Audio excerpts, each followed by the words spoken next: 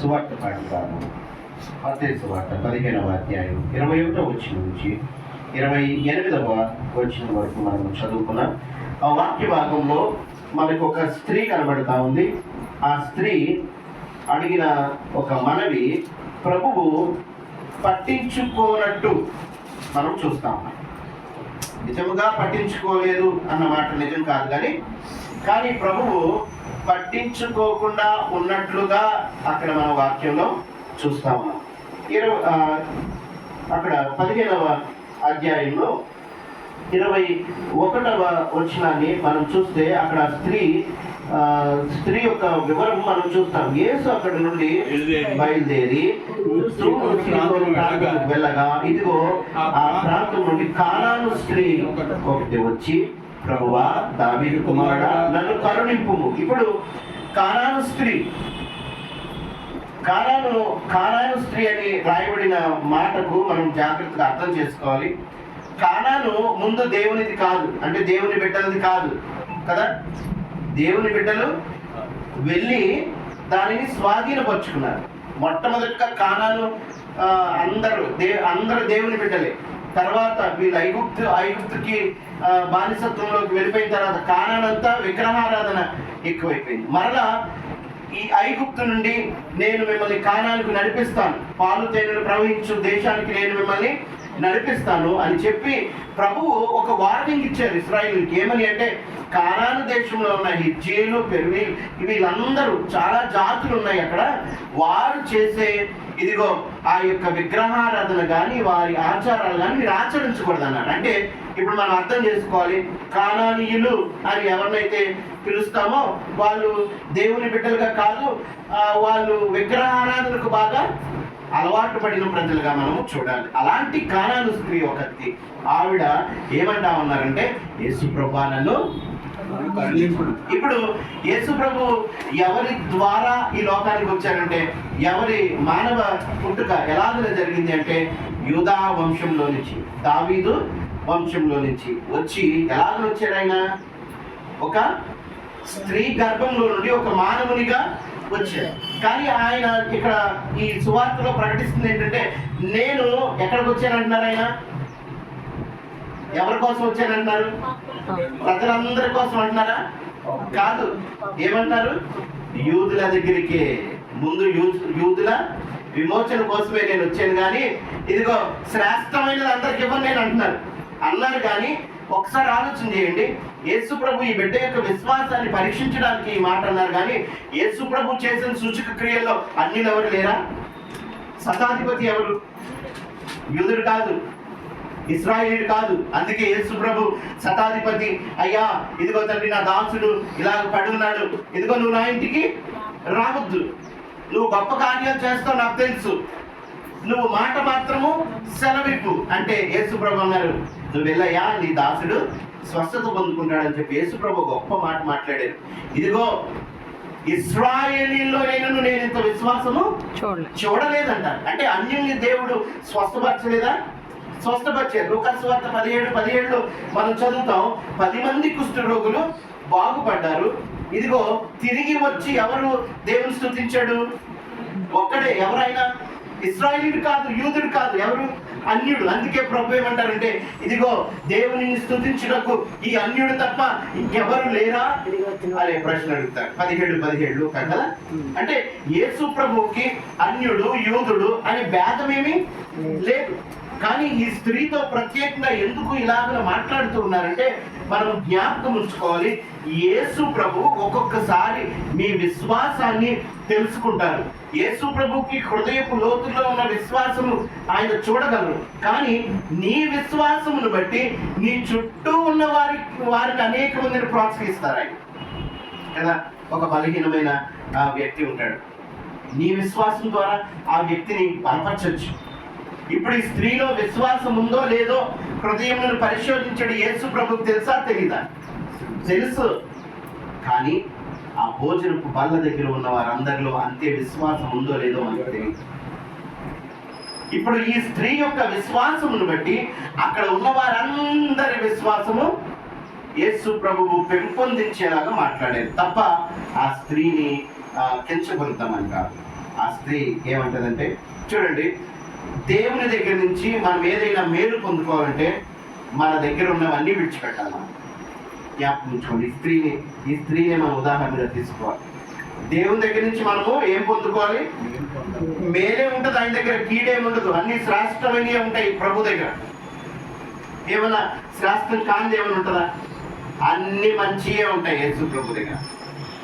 ఇప్పుడు ప్రభువు దగ్గర నుంచి ఏదైనా మనం పొందుకోవాలంటే మనం జాగ్రత్తగా ఆలోచన చేయాలి. ఈ ఉదాంతాన్ని బట్టి మనం అర్థం చేసుకోవాలి. మనకున్న ఏదైనా విడిచిపెట్టడానికి మనం ఇష్టపడాలి. ఎవరైనా మనల్ని ఏదైనా అన్నారనుకోండి, సపోజ్ మనల్ని ఏదైనా అన్నారు, మనకు కోపం వచ్చే పని చేశారు, వెంటనే మనకి ఏమవుతుంది? నువ్వెంత అంటే నువ్వెంత అనుకునే మనస్తత్వాలు మానవ సహజమైన గుణం. కానీ ఈ స్త్రీని ప్రభు ఏమన్నారు తెలుసా? ఎలా పోల్చారు ఒకసారి జాగ్రత్త గమనించండి. శ్రేష్టమైనది తీసుకువెళ్ళి కుక్కలకు పెట్టవచ్చునా అని అడిగారు. అప్పుడు వెంటనే ఒకవేళ ఆ స్త్రీకి కనుక కోపం ఉండుంటే, ఆ స్త్రీకి కనుక పౌరుషం ఇగో ఎక్కువ ఉండుంటే ఏమనాలి? నన్ను కుక్క అంటావా కదండి. రే, కుక్కకైనా విశ్వాసం ఉంది కానీ నీకు విశ్వాసం లేదురా అంటే మనం పోల్చి చెప్పామనుకోండి, వెంటనే అటు నీకు ఏమొస్తుంది ఆన్సర్? నన్ను కుక్క అంటావా కదా. మనిషి ఎప్పుడు కూడా తన మీదకి ఏదైనా మాట వస్తూ ఉంటే తిరగబడే స్వభావం ఉంటుంది. కానీ ఈ స్త్రీ తిరగబడలేదు. ఈ స్త్రీ అక్కడి నుంచి కోపగించుకొని వెళ్ళిపోలేదు. కానీ తన అవసరత ఏంటో ఈ బిడ్డకు తెలుసు. ఏంటి అవసరత? తన బిడ్డకు స్వస్థత కావాలి. ఆ బిడ్డకు స్వస్థత కావాలి అంటే ప్రభువు తప్ప ఇంకెవరు చేయలేరు. కాబట్టి ఏమంటా ఉంది? ప్రభువా నన్ను కరుణించు, ప్రభువా నన్ను కరుణించు అని వేడుకుంటూ యేసు ప్రభు పాదాలు పట్టుకొని యేసు ప్రభు ఇలాగ పోల్చినా సరే ఏమంటా ఉంది? అయ్యా, నువ్వు తప్ప నన్ను ఎవరు రక్షించలేదు. చూడండి, అక్కడ ఆ స్త్రీ మాట్లాడిన ఉన్నతమైన మాట ఎంతగా తన మానవరీత్యమైన ఎమోషన్స్ అన్ని ఎంతగా ఆ బిడ్డ తగ్గించుకొని మాట్లాడిందో మనము గమనించాలి. ఆమె నిజమే ప్రభువా, కుక్క పిల్లలు కూడా తమ యజమాని బల్ల మీద నుండి పడు ముక్కలు తినుడు కదా అని చెప్పారు. ఏమన్నది? కుక్క పిల్లలు కూడా ఏం చేస్తాయంట? తమ యజమానిని బల్ల నుంచి పడే మొక్కలు తింటాయి కదయ్యా. నువ్వు నన్ను ఏమనుకున్నా పర్వాలేదు, నాకు మాత్రం నాకు కావలసిన స్వస్థత, నా బిడ్డకు కావలసిన స్వస్థత అంటే అక్కడ విశ్వాసం కనబడతా ఉంది.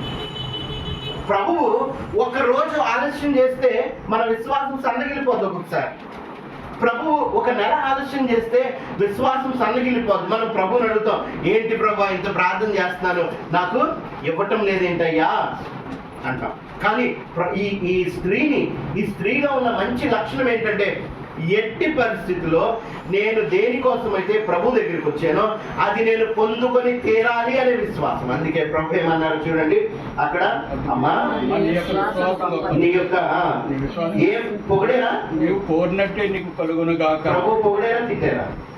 అందుకు యేసు, అమ్మా నీ విశ్వాసం గొప్పది, నువ్వు కోరినట్టే అవును గాక అని ఆమెతో చెప్పిన ఆమె కుమార్తె స్వస్థత. జాగ్రత్త గమనించండి, ఈవిడ విజయం పొందిందా అపజయం పొందిందా? విజయం పొందింది. ఆ విజయానికి కారణం ఏంటో ప్రభు ఏమన్నారంటే విశ్వాసము, సడలని విశ్వాసం. అలాంటి విశ్వాసము నీకు నాకు కలిగినప్పుడు నీకు ఏది కావాలో నువ్వు అడుగుతా ఉన్నప్పుడు నువ్వు తగ్గించుకోవాల్సిన అవసరం ఉంటుంది. ఏ విషయంలో ప్రభు నీకు చెప్తారు, ఏ విషయంలో నువ్వు తగ్గించుకోవాలి ప్రభు చెప్తారు. ఒకవేళ నువ్వు అడుగుతున్న క్రమంలో నీకు అవమానం ఎదురైనా, నీకు లేట్ అయినా, ఏదైనా సరే నీ విశ్వాసం సడలిపోకూడదు. ఎప్పుడైతే ఆ విశ్వాసాన్ని నువ్వు నిలుపుకుంటావో ప్రభు అంటారు, ఇదిగో అమ్మా నీ విశ్వాసం గొప్పది, నీకు కావాల్సింది నేను ఇస్తాను. ఏదైనా శ్రేష్టమైంది ప్రభు ఇచ్చేటప్పుడు నీకు పరీక్ష పెడతారు, గుర్తుపెట్టు. ఏదైనా ఉన్నతమైంది నీకు ఇవ్వడానికి ముందు ప్రభు నీకు పరీక్ష పెడతారు. ఇచ్చిన దీవెన నువ్వు నిలుపుకోగలవా లేదా? అంటే లాటరీ దొరికింది అనుకునే ఎవరికైనా ఏమవుతుంది? చాలా సార్లు లాటరీలో డబ్బులు వచ్చిన వాళ్ళు ఏం చేస్తారంటే ఇంకా విచ్చలవిడిగా ఖర్చు పెడతారు. అంటే ఎలా వచ్చినాయి? చాలా అంటే ఒక 1000 రూపాయలు పెడితే 1,00,000 రూపాయలు వచ్చినాయి అనుకోండి. వాళ్ళు పెట్టింది ఎంత? 1000, 1,00,000 రూపాయలు వచ్చేసినాయి. అబ్బా ఇంకా ఎలా ఖర్చు పెట్టేస్తారంటే అంతా అయిపోయినాయా అనుకున్నారు. ఇప్పుడు వాళ్ళకి ఏమైనా ఉపయోగమా ఏమండి? ఈ ఎక్కువ వచ్చిన డబ్బుల వల్ల నష్టమే తప్ప లాభము ఏమీ లేదు. ఒకవేళ జాగ్రత్తగా దాచుకున్నాడు అనుకోండి, ఏమవుతుంది? అబ్బా దేవుడు నాకు ఇది ఇచ్చాడు, నేను జాగ్రత్తగా దాచుకుంటాను, హెచ్చులకి వెళ్ళిపోను, నా దగ్గర ఉన్నాయని ఈ రోజు కోసం నేను ఖర్చు పెట్టేసుకోను, రేపటి గురించి నేను జాగ్రత్త పడతానని లౌకికంగా జాగ్రత్తగా ఉండేవారు ఆలోచిస్తారు. ఇప్పుడు ఈ బిడ్డ కూడా యేసు ప్రభు ఏదో కావాలని కాదు కానీ ఆ బిడ్డ యొక్క విశ్వాసాన్ని పరీక్షించడానికి అన్న మాటనే పట్టుకోలేదు ఆవిడ. ఏం పట్టుకుంది ఆవిడ? నాకు కావలసిన స్వస్థత, లేదా ఆ బిడ్డ తన కూతురికి కావలసిన స్వస్థత నాకు కావాలి, నేను యేసు ప్రభు ఏమన్నా నేను పడతాను అంటే తగ్గించుకుందా? తను తాను తగ్గించుకున్నవాడు.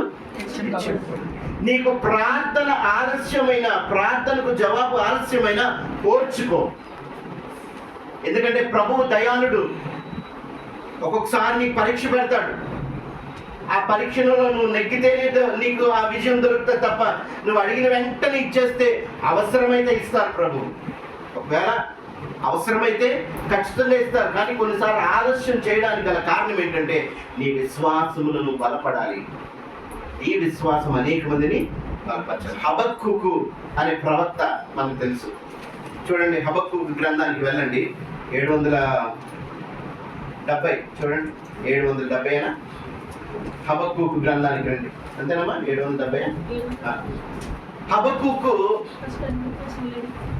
అడుగుతా ఉంటాడు ప్రభువుని. 1వ అధ్యాయం 2వ అధ్యాయం చదవండి.